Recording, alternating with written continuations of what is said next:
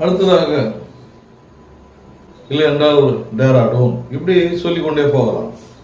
அப்பொழுது உங்களுடைய விடுமுறை நாட்கள் எங்கே கழிக்க விரும்புகிறீர்கள் சொன்னால், what's your favourite holiday destination சொன்னால் என்ன சொல்லலாம்? My favourite holiday destination is Dehradun, Kodaikanal, Ooty, Yercaud, இப்படி சொல்லலாம்.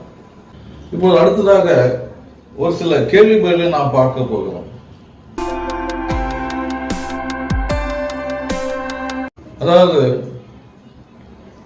ஒருவரை நாம் பார்க்கும் பொழுது how are you என்று கேட்கிறோம், இல்லை நம்மை பார்த்து கேட்கின்றார். அப்போ நாம் என்ன சொல்ல வேண்டும்?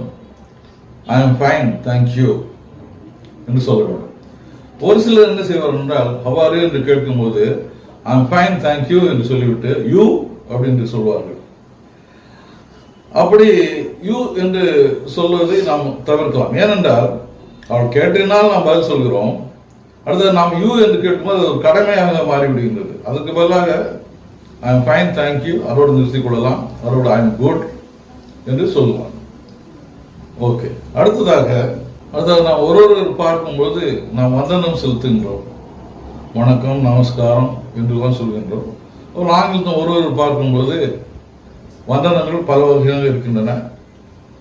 Good morning, good afternoon, good evening, good night, இந்த பல காரியங்கள் இருக்கின்றன.